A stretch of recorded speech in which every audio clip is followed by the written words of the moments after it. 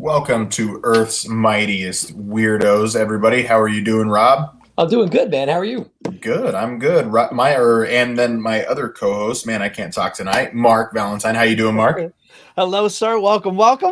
We've already got people lining up in the comments section. So if you are joining us on Facebook, there's going to be a link in the comments above you for StreamYard. Click that, give them permission to see your information so we can pull you up on air so we know who's talking to us as well.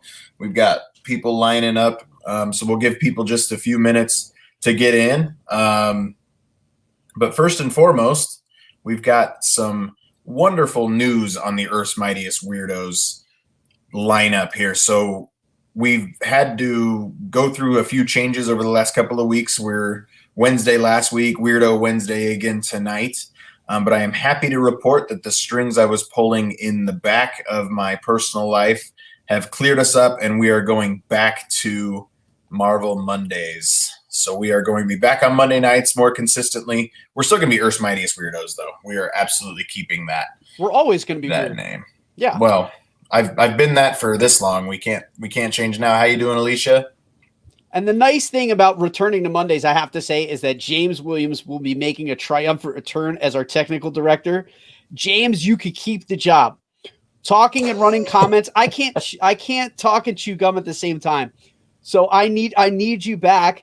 We're down a few weirdos tonight too. It need be said that the shift has made it just a little too weird for some of our weirdos. So that return to Monday cannot come soon enough for me. Yes. So we appreciate everybody for being here. As Marc mentioned, Ethan, the Wolf of Main Street himself, is not able to join us this evening. And Mark Adams could not join us tonight as well. We appreciate Frankie still for joining us, even though Mark's not here. We hope Frankie doesn't jump ship after his best friend wasn't able to make it. But hold on with us. We've got one more week, but effective Monday, April 19th, Earth's Mightiest Weirdos will be back on Monday nights. So we're excited about that. But gentlemen, we have wasted enough time. We've queued up enough people. In the comments, let us know what you thought of this week's episode. Rob, Falcon and Winter Soldier, episode 3. What were your overall impressions of this episode? Overall, it was probably my least favorite so far. It's moving the story along. It's got its action. I'm hoping it's one of those episodes that I'll look back on and appreciate it more at the end of the series. That's what I'm hoping. Marc? So I know that we disagreed on this. I really appreciated this episode. It was nice to get that character development. I liked hanging out in Madripoor as a fashionably dressed American male.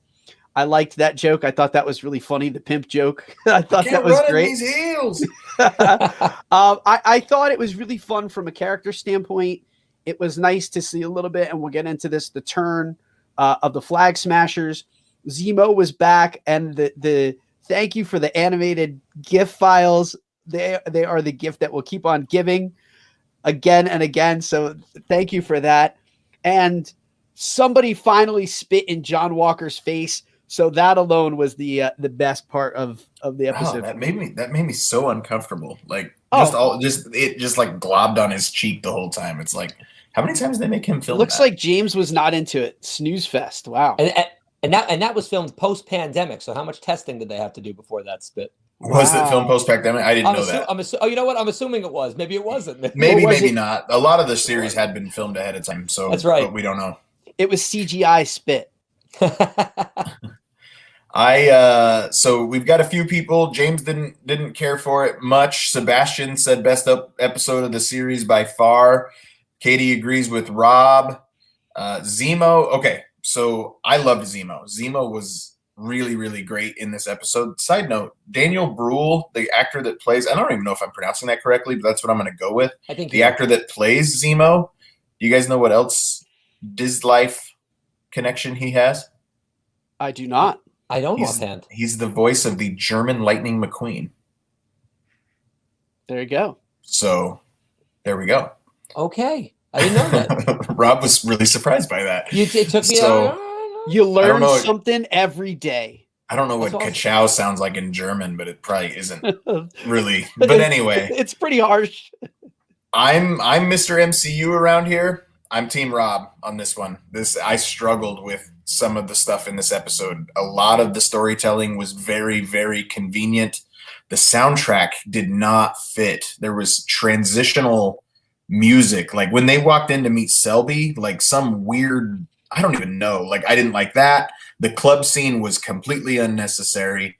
The song playing when they go into the doctor's lair, which is in Connex, like hamster heaven of connected boxes. Like, just it didn't. There's a lot of it that just didn't work for me. But we'll get into that. There's obviously still a lot of good stuff, but they tried to fit in a lot of plot into 45 minutes. So, well, let's get into it. All right. You have a good poker face, by the way. I thought you were going to disagree with me.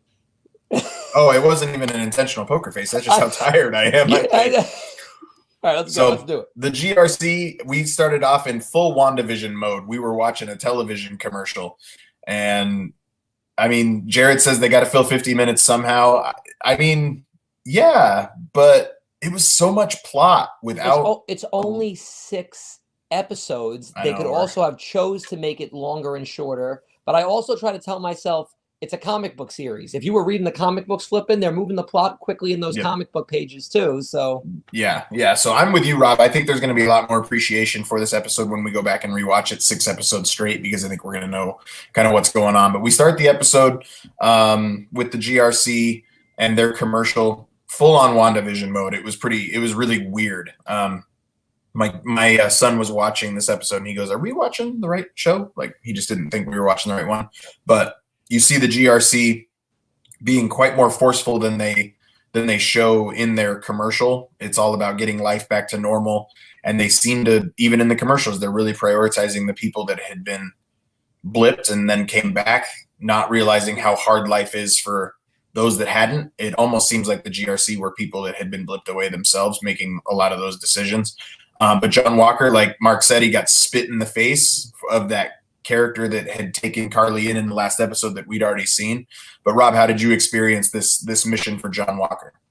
you're seeing him become more and more, I guess, unhinged is a good word. You're seeing more of his abuse of power is there. Abuse of power, which is, I think that's the whole thing really to take away from it. Like, I don't know if there's much that I would add conversation wise on it, but that's exactly what it is. They're trying to show you why this man doesn't deserve to be Captain America. That's very simply what I think is you're supposed to take away from that scene. Steve Rogers would never say, "Do you know who I am?" Yeah. He wouldn't call BS in front of language. Yeah. Marc, how'd you experience it? Well, that to piggyback off of exactly what you just said, that was the thing that really was a tell for why this guy is not supposed to be Cap. He is clearly donning the shield for the notoriety that it brings. He's all about the status. I think that now you're going to see he got spurned by the team. The superheroes, the supers did not welcome him with open arms into the Avengers. He did not like that at all. You're starting to see a little bit of a rift too between he and Battlestar.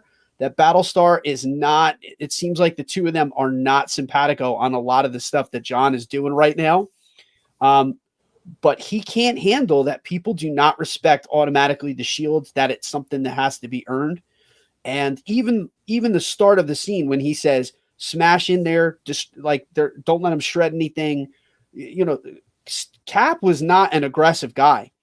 Like, that just was very out of character. That abuse of power was right out of character from go. So I think that you're going to start to see that more and more, that the more disrespect he catches, the worse he's going to get, and the more off the deep end he's going to go.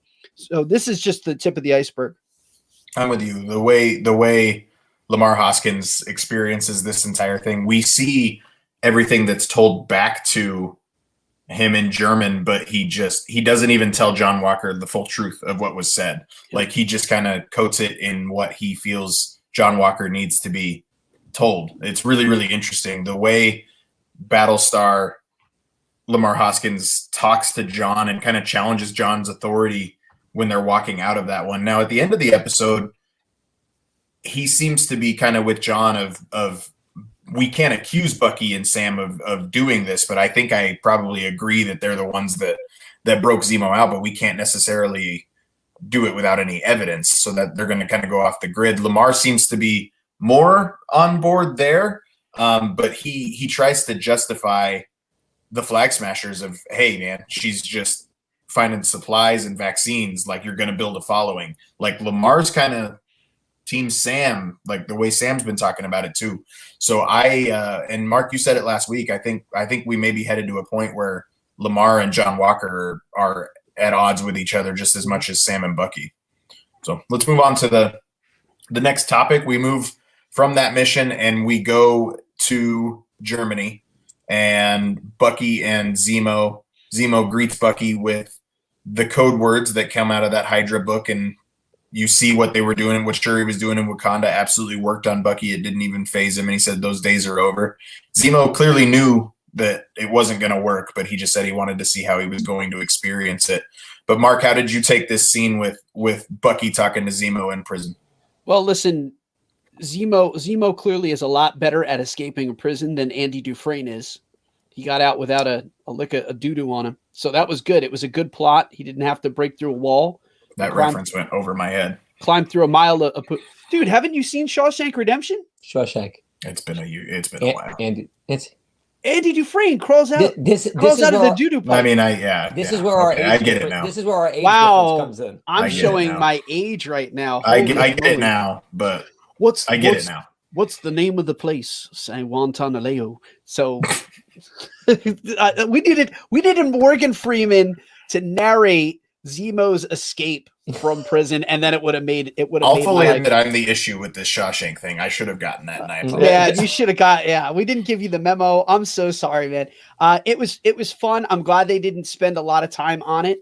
That it happened, and that it was done in a voiceover. That it was basically Bucky describing how he would do it, and then he just shows up. That was fun. Let me throw you a hypothetical. Let me tell you a hypothetical. So that it was fun. I thought stylistically it worked. But then again, maybe like James has a valid point where he said this episode was a snoozer. That could have lent itself to a pretty action-packed or fun sequence. I thought there was going to be a full-on breakout, but it worked. It worked for me. I didn't hate it. I want to know where the card came from. Like, how did Bucky slip the card in there? Like, there was just too much convenient storytelling for me in the breakout, even though it results in all we needed it to. Rob, what did you think of the breakout scene? So I'm 50-50. I love the conversation that they had. I love that he knew it wasn't going to work, and he was kind of just like messing with them.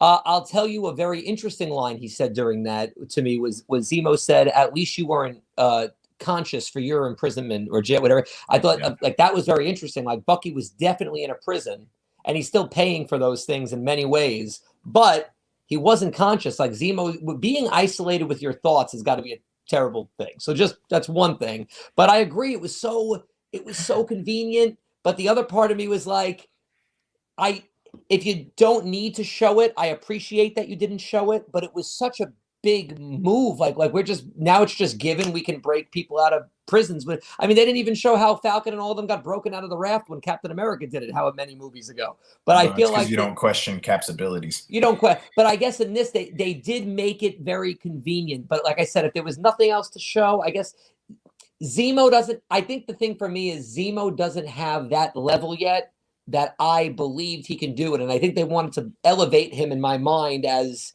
a hero or a villain, whatever it's going to end up being. But he wasn't there yet in my mind that he can just break out of a prison so easily. So that's. But then again, he did impersonate Bucky and make everybody turn against him in Civil War. So that's why I'm 50-50. I'm still weighing it. I just want to say that Patrick just changed my mind with that comment where he said a fun prison breakout, less hectic than the one in Guardians. Patrick, with that comment, you reminded me that is my favorite breakout. I would like to amend my former statement. Shawshank has now fallen to second place. Would you call it a mission breakout? Ooh. See what I did? Good stuff. Yeah, I think Patrick's saying that he likes it just because it's less hectic than the Guardians one. The Guardians one is my favorite when Rocket's telling everybody the plan and he's like, but we have to get the Cornex battery. We have to get that last. And you can see Groot just in the background, like reaching for the battery. Like, I love that. I love that. Well, and entire that's so breakout Guardians. so much. Not winging it isn't exactly what they do. You know? I didn't mind. It was like, it rang like of Ocean's 11. The sequence that we saw this week in Falcon, it was Ocean's 11. It was a described event. As the event was happening, you had the voiceover. So I felt like it was George Clooney or Brad Pitt narrating what's already happened. That it's just we're getting from point A to point B. Stylistically, I didn't mind. That wasn't the focus of the episode. The focus was the power broker. That was the meat and potatoes of the episode. Well, that was the name of the episode too. Yeah. So I mean, when Bucky slips that guy that piece of paper, he knows immediately to cover it. Like, it just kind of, that kind of stuff just bothered me. But it did lead to a great scene between Bucky, Sam, and Zemo in that garage, where I just need the gif of Zemo just saying apologies. Like, I loved all of that. Like, they just keep telling him to shut up. Like, I loved that so much. So Zemo was great in this episode. So let's move on to the next topic. We've got, I'm a Baron, Sam. Like, Zemo's loaded. Like, and I mean, we didn't ever really experience this before. Helmet Zemo has a lot of money. So all the cars, and this is something that kind of fell flat with me too, that comes back later in the episode. Like, the purple mask is comic book original. It's awesome. But to play a theme song when we first see it, we have zero emotional attachment to this mask at this point.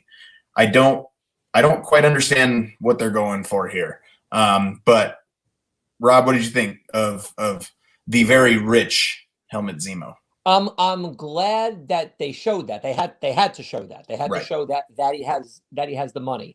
I was also back and forth, like, comic relief Zemo was a little weird for me. Like, it was, I was like, is that what we're doing now? Like the last time we saw this guy, you know, I don't. He was about to blast himself in the face. In Black Panther. Yeah, exactly. And now it's like I turned to my girlfriend, like, after the first or second Zemo joke. I'm like, he's not comic relief now. I can't have Zemo be comic relief. But I agree with you. The mask is so iconic, and you have to assume that they're not comic book readers. Obviously, they've purposely made sure to know we don't need to read the comics. They're going to do what they want. So don't just give me the mask out of nowhere. That should be a big deal that he's getting the mask. It's cool. Like, I think we're gonna get maybe some sort of backstory to it. Maybe we won't. For me, like, show the mask, I'm fine. But it was the fact that they lingered on it and played a theme song with it is where I was with no other information. A little bit confused. Yeah. Style. Yeah. It was very weird to harken back to an item that has a history, but that history is only in the comics for us that know who he is. And to kind of linger on it, people must have been like, what's going on? The only reason that we knew is because we know that mask holds significance, reading books. But I can't tell you what that significance is. I'm not near familiar enough with his character. But I think that's something that is really cool about what they're doing with a lot of these shows, is they're building the bridge between people who have been reading about them now for years. So it's the great thing about, and we said this of WandaVision, it's catering to new fans. So like that Jennifer Facebook user Rawson can just pick up and watch and say, I have never watched a single thing in the MCU and I love WandaVision. Like, that's cool. That's cool. I'm not on that side. And when we start getting into the Star Wars fandom, again, we said this, Mark and I talked about this a few weeks ago. There is a battle right now in Star Wars fandom that the guys that have been hanging since 77 don't want the new kids on the block to come and, like, you cannot, this isn't your Star Wars. You can't come cheer. You can't be new to it. You can't like Star Wars because you saw something on TikTok. I can't stand that. That, like, you're not a gatekeeper. Right. That's why Marvel's so much more fun right now. That's why you're 100% right. That's why Marvel is so much more fun right now. And at the same time and simultaneously, Kevin Feige knows that there are people that are watching these that are diehards that have been picking up these books since the 60s and 70s. And there's those Easter eggs for them that they get to geek out and they get to get really weird with these episodes and like squeal like a little schoolgirl because they see those things. It is the best of both worlds. So I can't get mad at him for doing that, because it was a telegraphed Easter egg for people that love the comics. So it didn't, the tempo of it didn't play for those people that were watching it for the first time. And it's like, what's up with this mask? it's an Easter egg. It's there for the diehards. That's what that's. Maybe I haven't given up hope that we're going to get some sort of MCU connection to it still. If it was an Easter egg, I just think they would have done a little less with it. They almost gave it too much for me. It's in the poster too. Yeah, I would. It's more than an Easter egg for me, but it was Easter weekend. So let me give a parallel. It was Easter week. When Elizabeth Olsen dressed in the Halloween costume in WandaVision, she made the joke that it was a Sokovian fortune teller. We hadn't seen her in that thing. So they made it fan friendly for people that just know this universe. They didn't do that with this mask yet. I'm sure they're gonna, but it was a weird shot, in my opinion, here. Derek says he is a Star Wars gatekeeper. I guess the moose out front should have told you they were closed. So so more to come on Babu's freaking podcast when we talk about Star Wars launching May the 4th of this year. But Derek says he wants a whole episode of Zemo dancing. They said yesterday that in Entertainment Weekly that there is a full entire clip of all that, and that's all they used, but I need it bad. So I feel like that needs to get the Gandalf treatment from YouTube with the saxophone where you just have Gandalf bopping his head to that saxophone. There is a Twitter account that says Zemo dancing too, and they've put out 600 tweets in the last 5 days of just Agatha all along and every other song you can possibly imagine. I need this in my life. It's wonderful. Oh my God. I'm a Baron. All right, moving on. So we get a great scene on this airplane with the butler of, if it doesn't pass the smell test, give it to them. The biggest frustration is Bucky doesn't seem like a guy that's easy to take things from, and all of a sudden he's got this book that Bucky's been writing all of this stuff in about Mr. Nakajima, all this. How did Zemo obtain said book? He's a Baron, Brian. I understand that, and he's the Winter Soldier, and he'll beat the living crap out of you. But I never put together that was Steve's book. I thought that was kind of cool. But it leads to the most important question from the episode, Rob, as our resident music expert. Is the Trouble Man soundtrack properly rated by Sam? Trouble Man is fantastic. Now, I to be very honest, it doesn't speak to me the way it speaks to different races. Let's be honest. That's what this is about. But yeah, Trouble Man is awesome. This may have been my favorite scene of this episode by far, this whole thing. And the reason I've been thinking about how to talk about this part on this show since I saw it on Friday. and a big part of the reason is, I'm going to let you get to it. Zemo has that great line where he says what it is. He says it appropriately, talks about the African-American experience. And he's out of line, but he's right. And I love that, because I feel like that's probably happened to some extent to all of us. We're all advocates for all these things. We care about people, and how many times we want to talk on it, and it's we can't talk on this issue. We have to say, even though we might have the right information that they're going to agree, better than to say anything. It's I can't say this right now, even though I know Trouble Man is awesome, and I know it speaks to an entire race and generation of people in that race, but you can't always do it. So it was really nice that they called attention to that in that way. That's the thing about this show in general, though, is if we don't talk about it, then we're just ignoring it altogether. I don't think we're out of line to talk about any of it. So I'm really, really interested into how to balance that. It's really interesting. I've got a visitor. My daughter's outside the door if you guys keep hearing that, so I apologize. But Mark, is the Trouble Man soundtrack properly rated? I want to know how your daughter feels about Trouble Man. Hey, JC? Can we ask JC how she feels? JC, come here. Man? I feel like this is an important This is from the guy who said his kids didn't know who Aerosmith is, so I'm scared now what this is going to be like. But she knows who NSYNC is. So they want to know what you think of the Trouble Man soundtrack. Marvin Gaye. Do you know who that is? No. You don't know who that is? Do you know who the Falcon and the Winter Soldier are? Yes. Do you like that show? Yes. Who's your favorite character?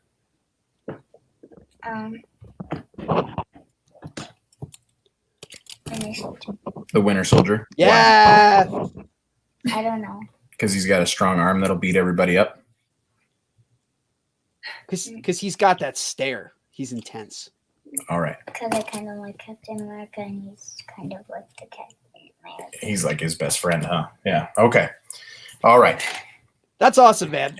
Anyway, sorry about that. If she No, said that- John, that's great. If she said John Walker, I was out of here. If she said John Walker, yeah, that would not have gone well. But this entire conversation is followed up with them telling to watch Zemo very carefully as to what he says about symbols and what they mean, and Steve Rogers. Man, just find yourself a person in your life that will think of you the way Bucky thinks of Steve Rogers, because the man can do zero wrong with him. And we get more of it later on when he talks about the shield and all that kind of stuff too. Well, rewatch the end of Winter Soldier and you realize why. Yeah. Like he never gave up on him like that. If there was the brink, that would have been the brink. That would have been the moment to just throw in the towel and give up. Like Bucky did not want to go. He did not go silently. I mean, Yep. And to realize that in spite of all of that and Bucky, Bucky and what he put Steve through, he never gave up on him ever. And even after that,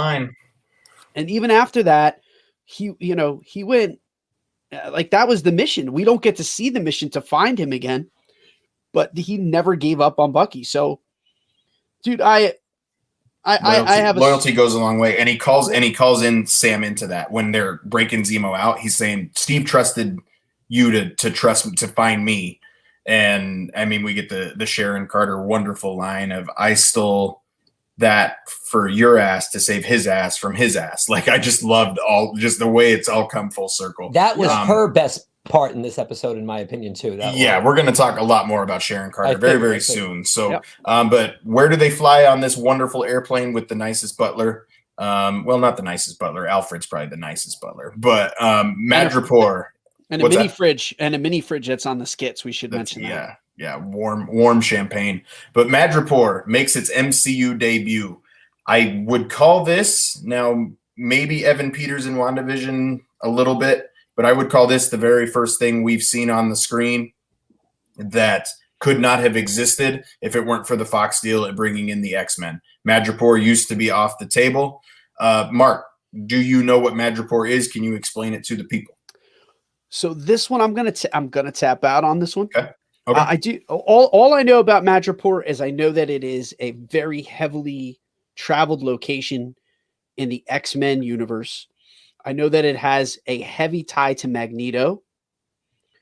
Outside of that, I can't speak to events there. So I was really excited. I did know going into this that this was specifically from the Fox merger. I knew that this was from the X-Men. I didn't, I will say this. I was very guilty in WandaVision. I was that guy for the first 6 episodes of WandaVision, buying heavily into the spoilers when we saw Quicksilver, or who we thought was Quicksilver, come back. I lost the bet to you.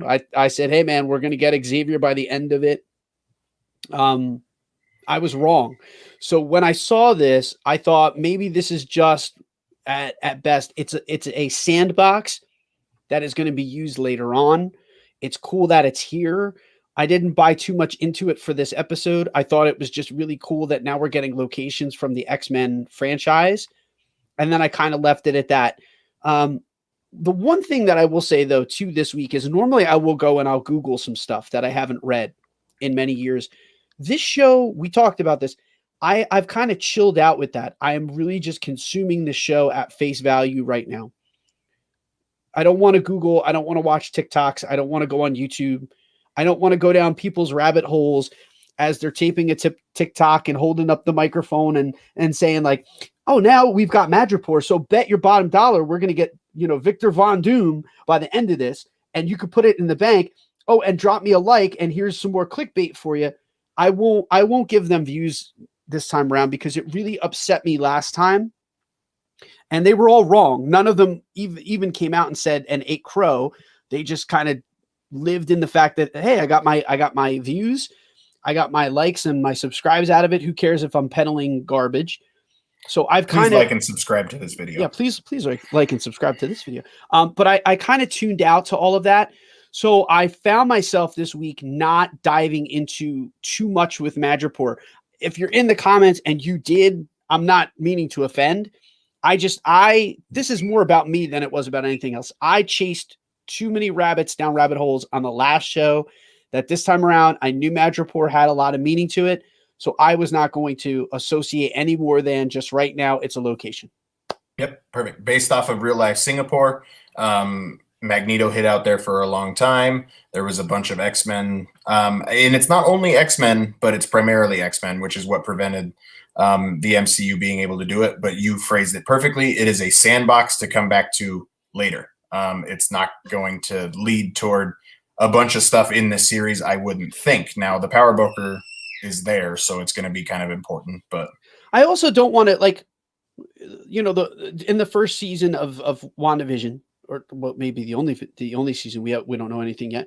We spent a lot of time It's the only season. Well, we spent a lot of time on the basement one episode. All of us did. And I think after that episode flushed itself out, our episode, we kind of said like, man, we spent a lot of time talking about the basement. I feel like with this, if we give it too much time, nothing could pan out. It could just be, hey, it was a location in the third episode. That was it. They did have that guy on the motorcycle that was very COVID safe with his light green face mask. That was very nice. It's Mephisto. It's Mephisto. Always. Rob, how did Madripoor land with you? I kind of felt it was like the Sakaar of Earth. Yeah, that's a good way to put it. It's this lawless place. Nobody can be extradited. Yep.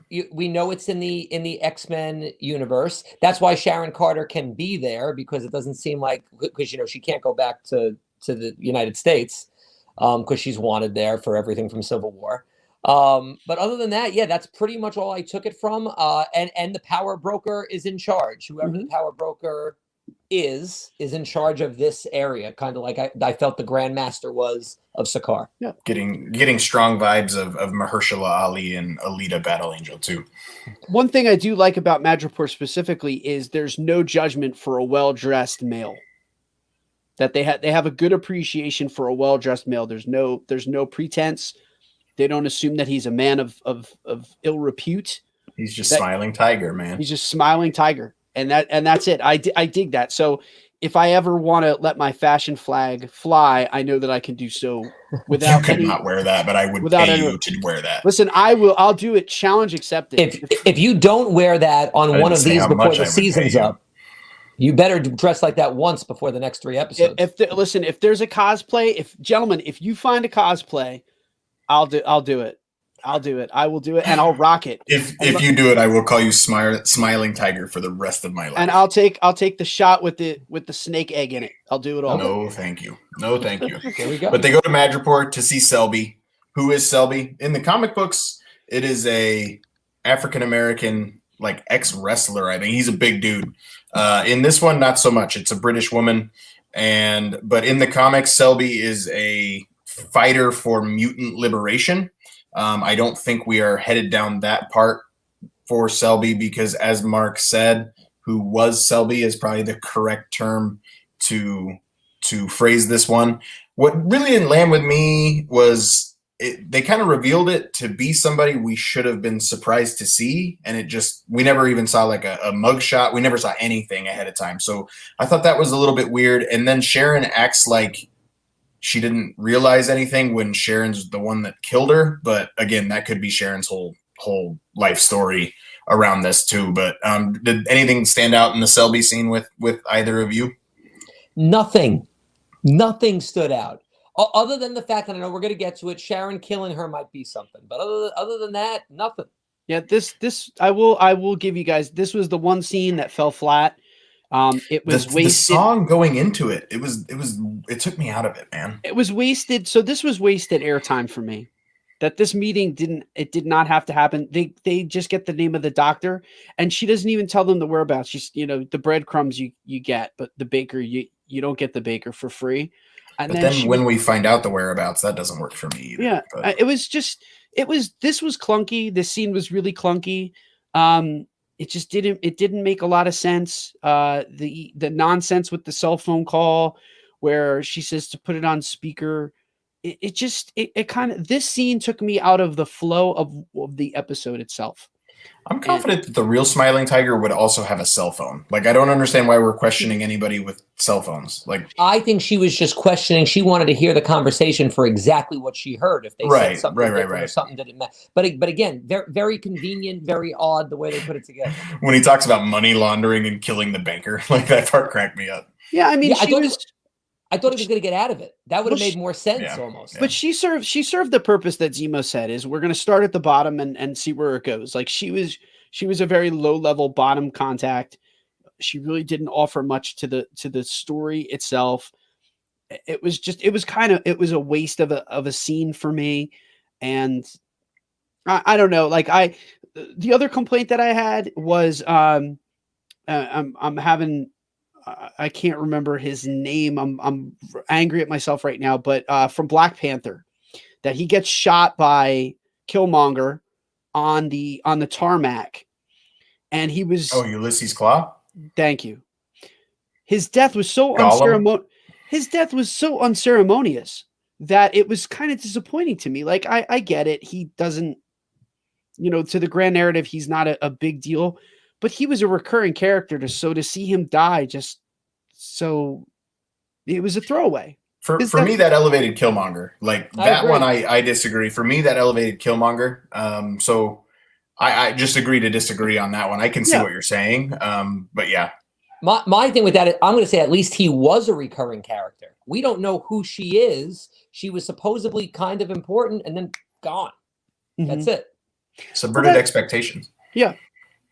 Fair enough.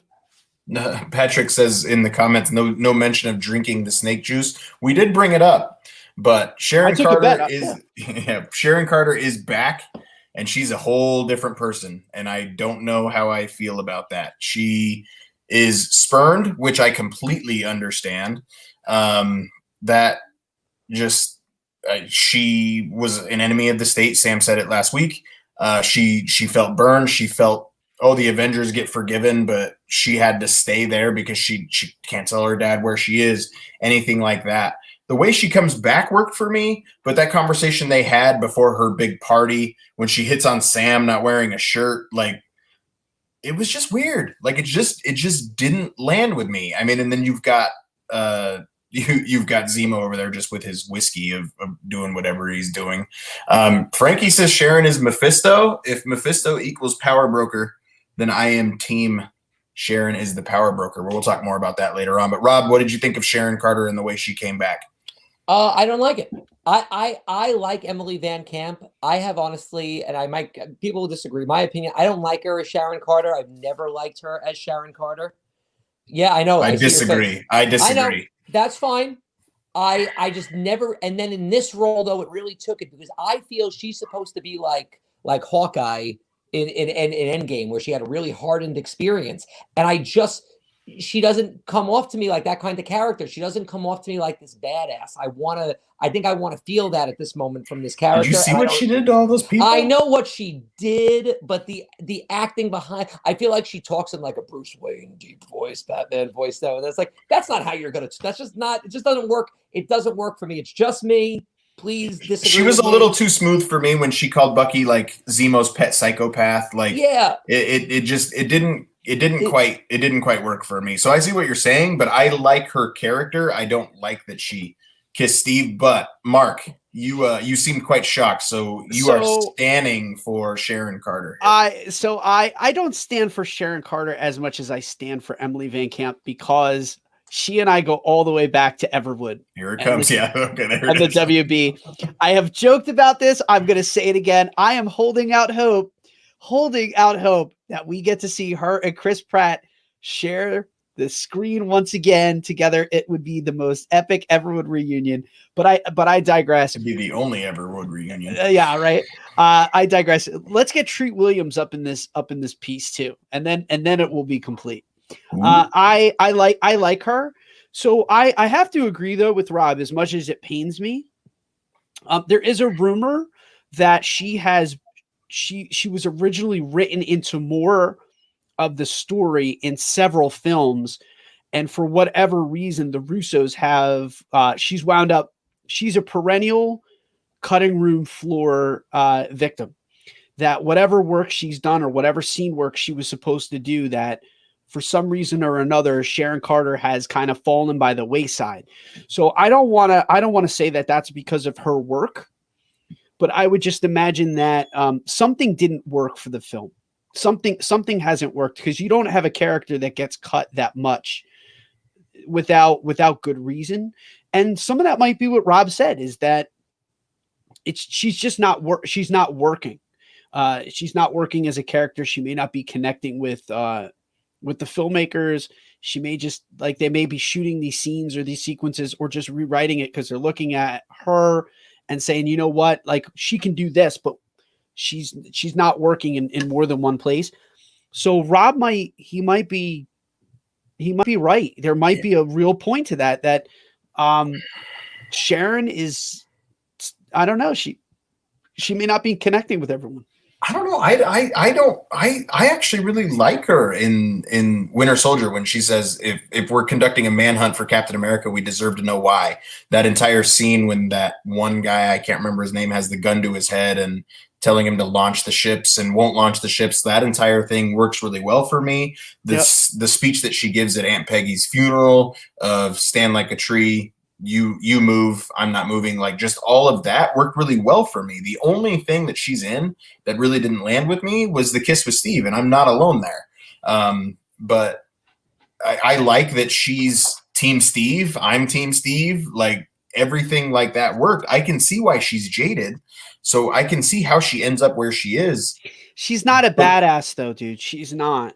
Did you see her beat up those people? Yeah, but there's more.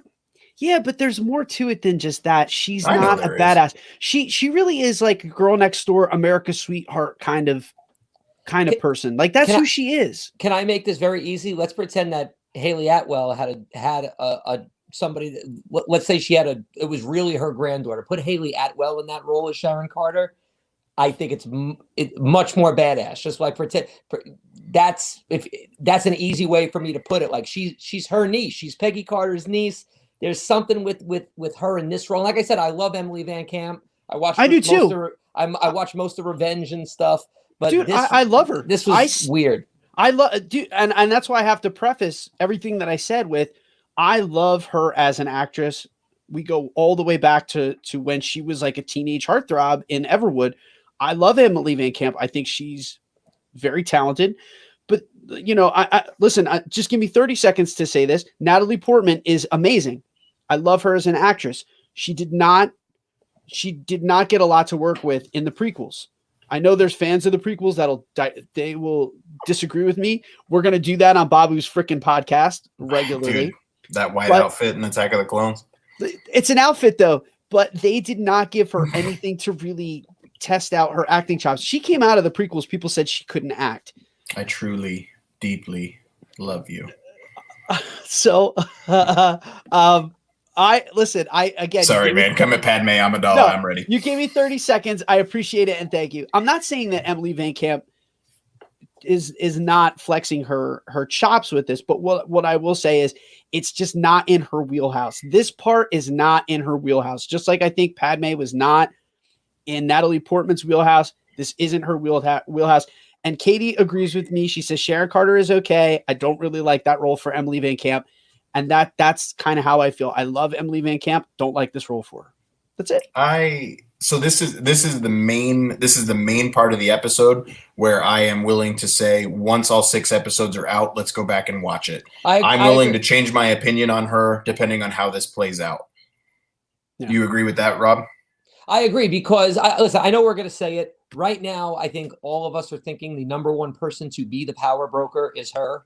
So if she is the power broker, and again, knowing Madripoor, what it is, especially now that we've discussed it, she's got to be badass. There's got to be some big badass side if that ends up being the case. You don't think it's cool just to simply sell Monets on the side? We have gone for 46 minutes and you remove 2 people from the equation and we actually go longer. So let's keep going. How do we do that? We go meet Dr. Wilfred Nagel. Let's go. And good for you, man. You landed a job in the MCU that I've never landed. This actor did not land with me. He was way too over the top. I really disliked him. His hair was horrendous. Like just all of it, none of it worked with me. He was all cool, calm, and collected, and then all of a sudden flipped and then flipped back. I couldn't stand the Doctor. I like the mad scientist vibe a little to an extent when he talks about how he was blipped away and now he could complete his work. Like, but all 20 of them were all 20 of the serums that he had created were taken by Carly Morgenthau, so he was trying to create more. And notice that he gets killed the second Emily Van Camp walks into the room, so he cannot out her as the power broker. That is how I personally experienced that. But Mark, go ahead. Dr. Wilfred Nagel, am I off here? Well, you know, his stylings were you're on point with your critique of his style. But listen, the music clearly was awful too. Yeah, clearly all of his efforts went into creating a very creative meth lab in a shipping container. That was it. That was where he put all his time and effort. He said, I'm going to turn this into the most amazing shipping container meth lab that it could ever be. It wasn't a meth lab. It was just a serum lab. I know. Jesse Pinkman turns the corner. Yeah. What's up, bitch? Whoa. Language. Language. Science. So, again, that went off the rails. That caught me off guard. Well, yeah, talk about overacting. So his scene, next on United We fan Jesse Pinkman. His scene was, sorry, Jesse. Sorry, Aaron. The scene was, listen, I'm not going to rehash it. It was overacted. It was weird. If only to deliver. There's 20 serums out there.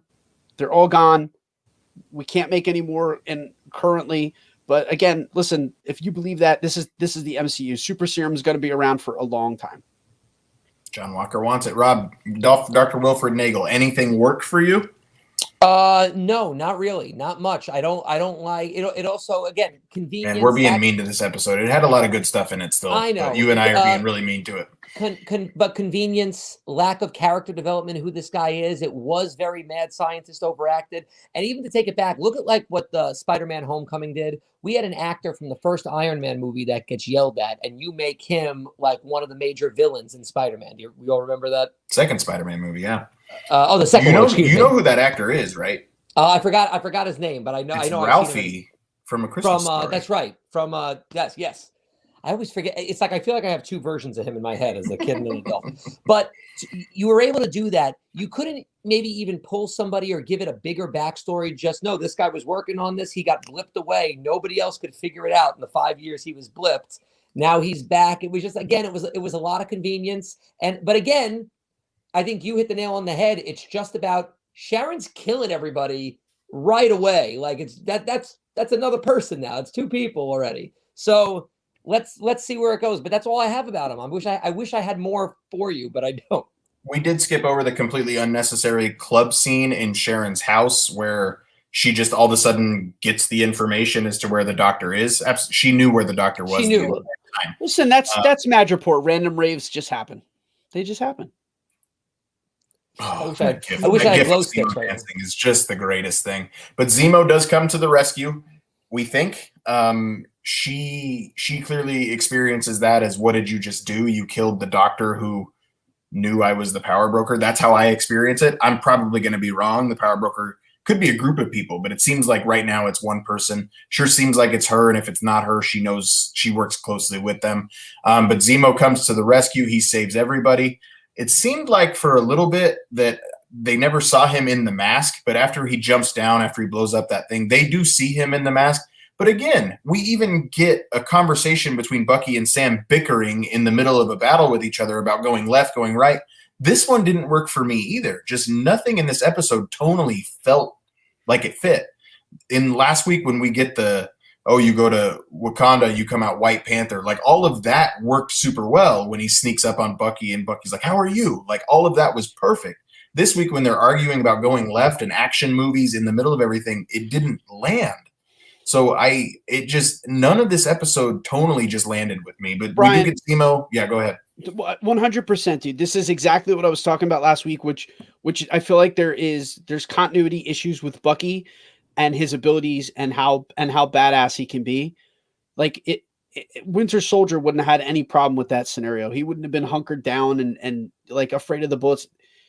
Like I have a big problem with heroes that all of a sudden become uncreative with their abilities. They all of a sudden like resort to, they didn't need Baron Zemo to help them out of that situation. You have Sharon Carter, you have the Winter Soldier, you have, the Falcon. Like they're really pinned down in that scenario. Like those kind of things really just bother me from week to week, where you get these characters with unlimited power and amazing abilities that all of a sudden just become so uncreative and they become weak. And that to me, it was frustrating. I'm like, come on. I mean, come on. But everything with Zemo in this episode worked with me. There's nothing with Zemo that didn't really work with me, other than when he came up with that book. I still don't understand that. But getting Zemo, but then conveniently finding a car, like just everything in this episode was very convenient. Dwayne says, I love the scene where they drive off and Bucky won't move the seat up. Absolutely. Awesome. That scene in Winter Soldier, will you move your seat up? And then he just slides over. Like, I love it so much. They referenced it this week, right? Was it this week or last week? Yeah, it was this week. It was this week. That was this week. When Zemo drives up in the magical car that was in the crate, just waiting for him. But they go into a crate. They come out through the backside. Like, just it's like a connecting hamster tunnel. Like, it was odd. It was all really convenient, which is fine. I'm willing to forgive it because how they left the episode, incredible. Not everything can be a 10 out of 10. Like, I would still much rather watch this than Zack Snyder's Justice League. Moving on to the next one. When you talk about transitional music that doesn't work, what is Sharon's problem? Sharon says, we have a problem. She gets into the back of the car. The problem is the super soldier serum scientist is gone. Man, I got that out without stuttering. That was awesome. He's gone. And Dr. Nagel's gone. There's only that super soldier serum left. And we have 8 super soldiers. There was 20, so there's 12 vials left at this point. That's what we know. If none of it has been worked, we get the Flag Smashers too, and we try to make some connection and tuberculosis, and this person dies. Like, the Flag Smasher stuff was really odd. Talking about being a professor, living in Madripoor. No, I don't want to live in Madripoor. None of it worked until it worked. But Sharon's problem, to me, Rob, it sounds like you're on the same page. Mark, are you on the same page? Do you think Sharon's problem is she is the power broker and she just lost her number one asset? I really honestly did not give that line much thought. Really? Yeah, Man, interesting. She leaves the other group and interesting. Yeah, I really did not give that much thought. I don't know why I didn't clue into that. It's now that you bring it up. It is fascinating to me. Yeah, I don't know. Fair enough. Rob, you got anything to add on Sharon's issue? I mean, basically just Marvel likes to package, I think, the movies and the shows. It's still a set story within what it is. Mm-hmm. So I think they called this episode The Power Broker, which means somebody in that episode was the power broker. They did not call it introduced. They did not call it the power broker, and the power broker wasn't there. I don't foresee anybody else that it could be. So I think they are meaning that's exactly what she means. It's something along those lines, that they're either getting close, or they know too much, or they can't get more serum. Does she want that's what they're going to introduce in the rest of this, but they're not going to introduce some other character from somewhere else because they want people that are watching Falcon and Winter Soldier to just watch Falcon and Winter Soldier. Yeah. So I think everything is in that box. We just have to figure it out, other than the mild Easter egg here or there, like the mask. Yeah, that's like the internet. The internet was on fire with it. It's Thunderbolt as the power broker. I wouldn't rule out Thunderbolts at all. That would make the most sense. But again, you're now halfway through this season that they chose to make only 6 episodes. Yep. So I don't see them adding anything new. It just doesn't make sense to me from a storytelling standpoint. Do you think that if Sharon Carter is the power broker, though, do you think that will in many ways be like the Mandarin, where it will just fall flat with a lot of fans, that it will subvert their expectations so much of who the power broker should be by right of the books, that this is just so radically different from the books and the comics take on the power broker that they won't like it. They won't accept it. I don't think it is radically different. I don't. In the Mandarin twist was radically different. This one, everything we know about the power broker isn't radically different. It's just the fact that it's from a character that is very polarizing, that people don't really care for. So from that standpoint, I could see the same backlash being like it was with Trevor Slattery as the Mandarin, but not as the Mandarin. I love Trevor Slattery so much. I love that twist. Not everybody's gonna love it. It almost seems too obvious that Sharon's the power broker is the only reason I don't think Sharon's the power broker. Like I'm talking myself in circles here.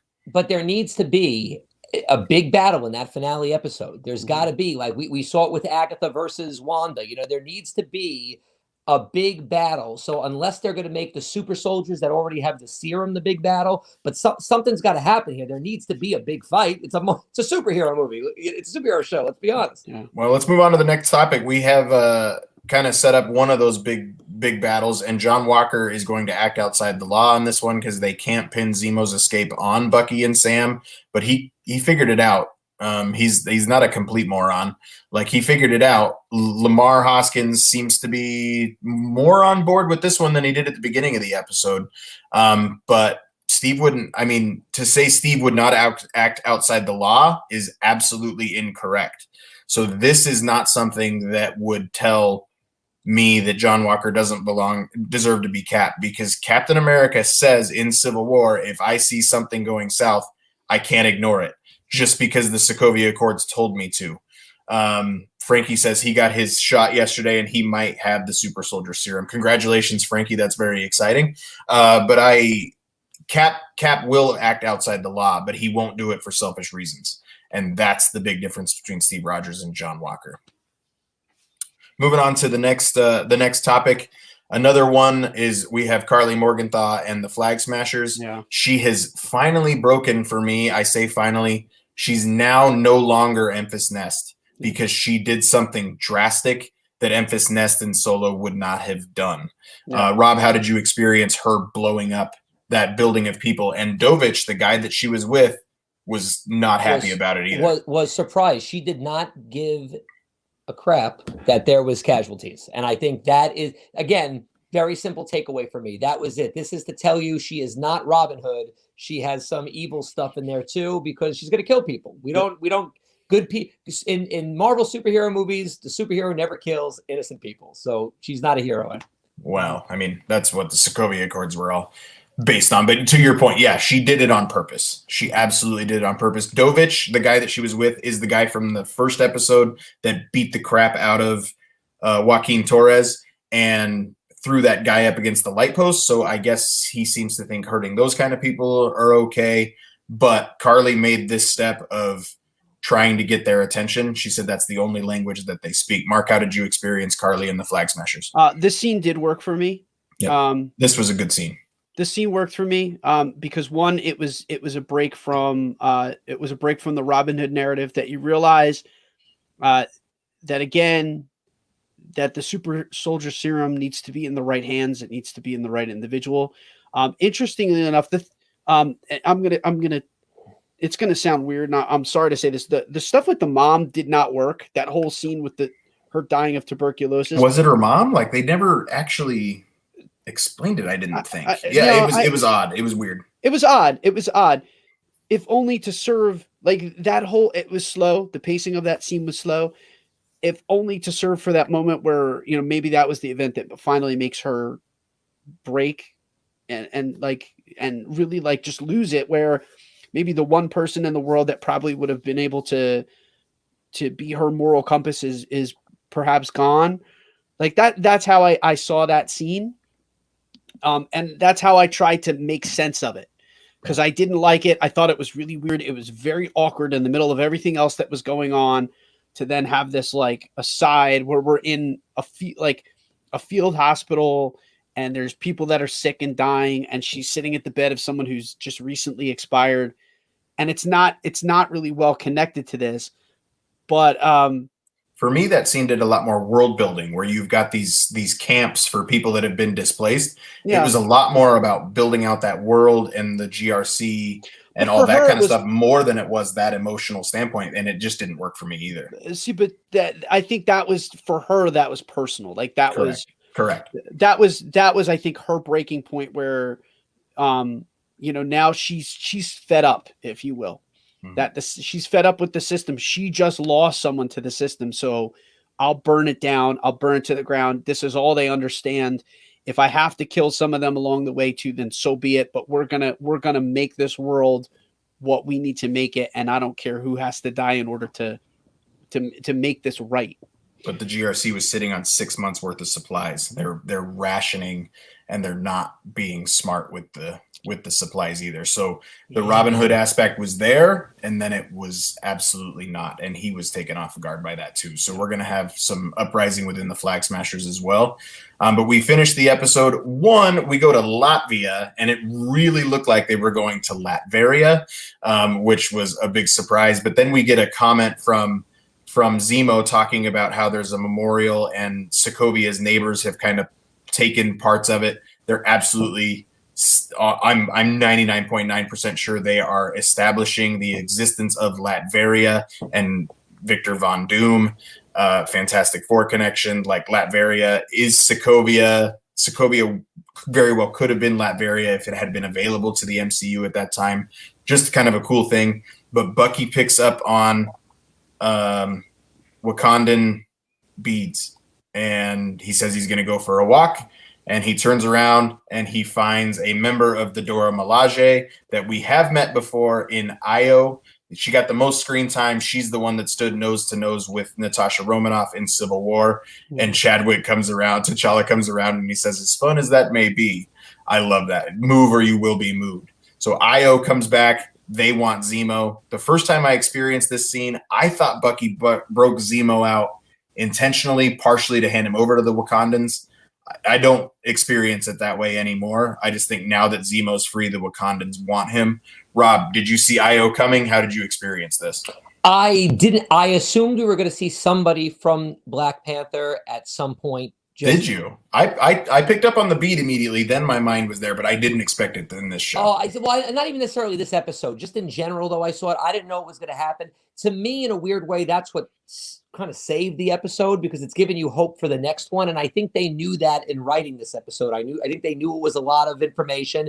And this is, and of course, it's very interesting too. I mean, this is, we know that he killed T'Challa's father. I mean, Zemo killed T'Challa's father. So let's be honest. There's probably a little weird revenge thing. And we also don't know the state of the Black Panther franchise, because the last time we saw all these people, they were kicking butt in Endgame. And, obviously Chadwick Boseman has passed away since then. So I don't know what they're going to do with that franchise, but she's there for Zemo. And I'm sure it's going to give us a big kick. Something big's going to happen in this next episode. Getting that Dora Milaje theme song behind it too was so cool. Brian, you're usually pretty good with these kind of things. When is or was Black Panther 2 slated to fall? Black Panther 2 is now slated for July of 2022. It was supposed to be in May of 2022. So it's only a 2-month delay. All that we know, they could not have pulled off Lupita Nyong'o's Nakia. They couldn't have pulled off Okoye. If Chadwick was still around, they could not have pulled that off, surprisingly. Io was the perfect character to pull off this surprise without us knowing about it ahead of time. But yeah, to answer your question, Black Panther 2, July 2022. So it's not beyond the realm to say that we're already starting to set that franchise up. The White Wolf could make an appearance in Black Panther 2. Yeah, so I mean, it's not like we're 3 years down the road. I mean, it's something that we're expecting next season. So now, I mean, that makes with the amount of stuff that's announced for the MCU, we don't know Bucky's next move. We don't know Sam's next move, and they're going to pop up in places. I do not believe them to make Bucky a main character in Black Panther 2, nor Sam, nor anybody from this show, but having this tie into Black Panther 2, they haven't told us, but it wouldn't surprise me. But I do hope that Zemo makes it out of this show alive, because I need to keep him around. But I really enjoyed that part. As Rob said, to an extent, saved the episode for me. It still brought a lot of good storyline stuff into it, even though it was a lot of clunky scenes and stuff that didn't work for me. Overall, the story is still very much working for me, and they packed a whole lot of information into 45 minutes this week. Rob, any final thoughts on this episode? Not much. Just remember, like with WandaVision, think of where those characters started their season and ended their season. They're setting all these people up for something. So however we met Falcon and Winter Soldier at the beginning of this season, they're getting somewhere by the end of it. I don't know where it is yet, and I'm not going to overly speculate because I'm always wrong, but we're getting there.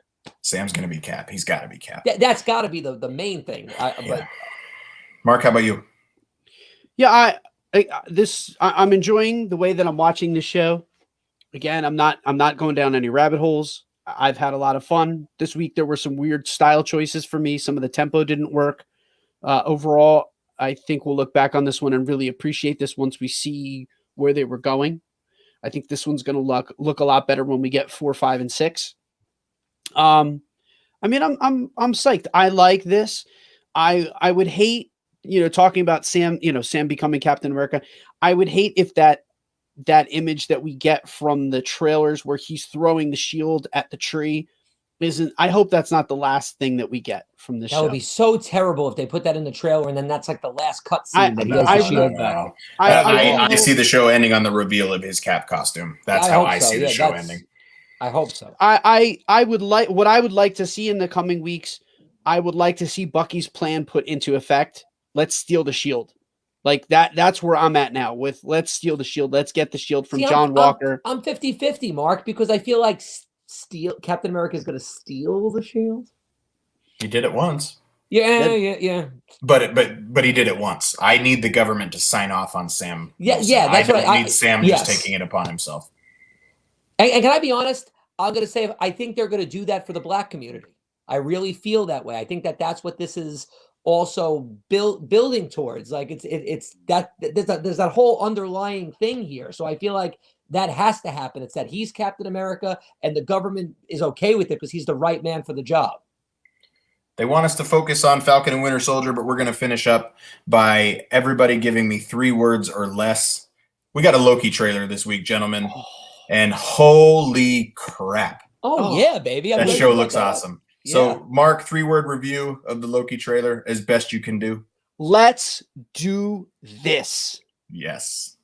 Owen Wilson. Wow. That's my 3 words. Ka-chow. Rob, did you like that? Did you like that one as well? I loved it. I think that I'm as excited about that one as I am for WandaVision. I'm very, very excited. And just remember, I keep telling people this because they keep asking me, you are basically getting Avengers 1 Loki, because the Loki that we all loved, we know what happened to him in Infinity War. What happened to him, Rob? What happened to him? He the most gruesome chokeout by Thanos. That's what happened. No resurrections this time. But you're getting that. So it's going to be I think it's going to be very funny, and I think it's going to be a lot of action. You're going to open up a lot of different, just things for the future of the MCU with what they're going to be able to do on that show.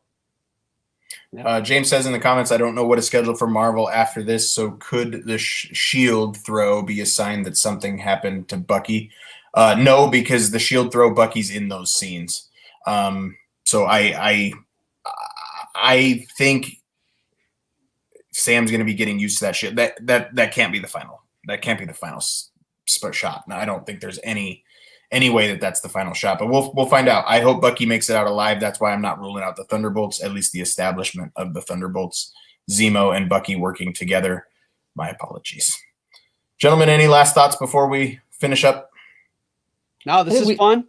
Thank you, everybody, for sticking it out with us.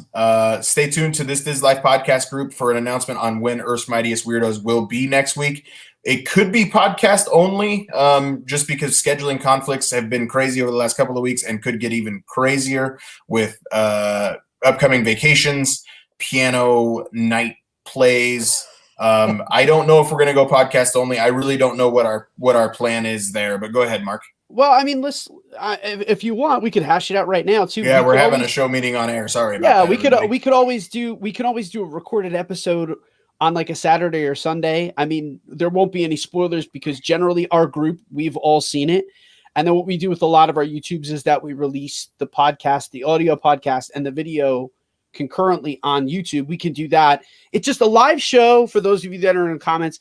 It's going to be really hard. I'm going to be out of town on a trip with my daughter. I'm taking my daughter to Disney. Brian's work schedule is crazy. You're going to Disney World? I'm going to Disney World. So schedules are just going to be nuts next week. So we're trying to find something that's going to work for everybody. And it's just going to be really, really hard to assemble the weirdos next week. So we might just wind up doing that. If you guys like that idea, we could do that on a weekend. So we'll figure that out, but stay tuned for Earth's Mightiest Weirdos next week. We are not going to skip an episode. That's absolutely not happening. We are going to be back live Monday nights starting April 19th. So excited. Gentlemen, for the children. For Red the Wing. Children.